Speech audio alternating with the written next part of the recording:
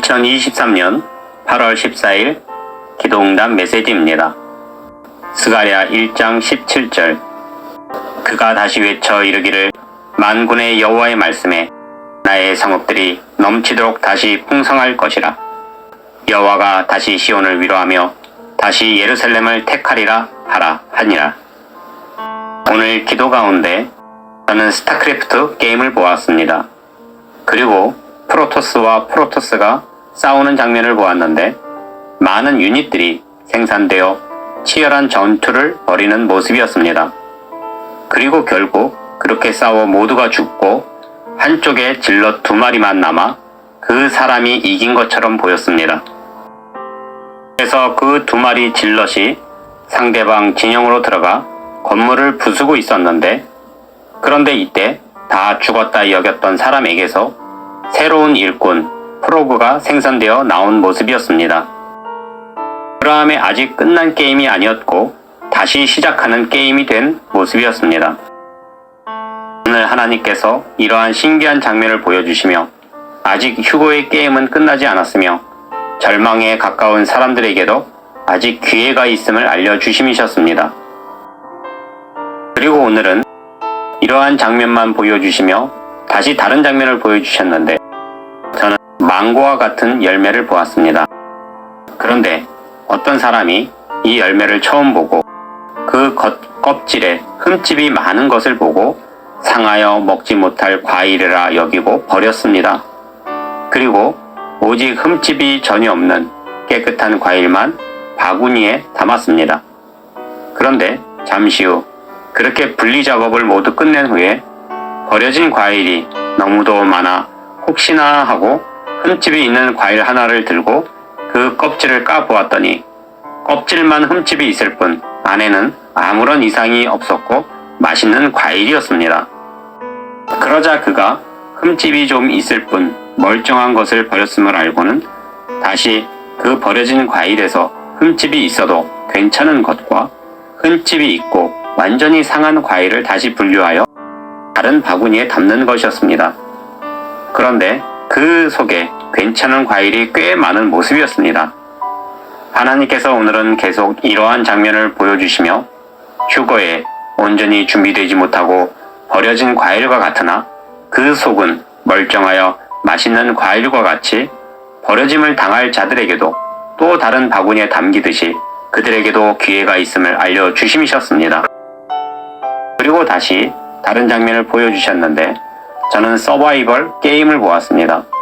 그리고 그것은 마치 오징어 게임과 같았는데 첫 번째 미션에서 오징어 게임에서 무수한 사람들이 탈락했듯이 이 서바이벌 게임에서도 무수한 사람들이 탈락한 모습이었습니다.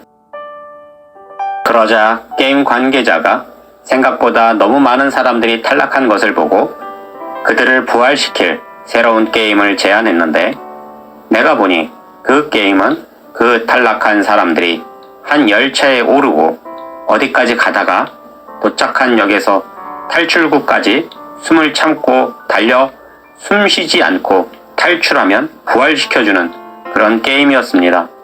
그래서 내가 탈출구까지 숨을 참고 이게 가능할까 했는데 그 게임이 진행되는 것을 내가 보니 그들이 도착한 역에서 탈출구까지 10걸음 정도 될 뿐이었습니다. 그러함에 누구라도 숨을 참고 그 10걸음만 걸어 나와 탈출하면 누구나 부활을 할 수 있는 모습이었습니다. 그래서 내가 이 패자 부활전 게임을 보고 처음에는 무척 어렵게 여겼으나 너무나 쉬워 보여 이건 너무 쉬운데 모두가 다시 살 수 있겠어 했습니다.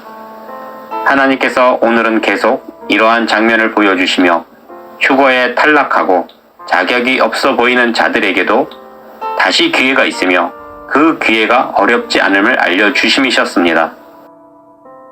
그리고 다시 다른 장면을 보여주셨는데 어떤 사람이 등산을 하고 있었는데 그는 그만 산에서 뭔가를 잘못 건드려 말벌의 공격을 당했습니다.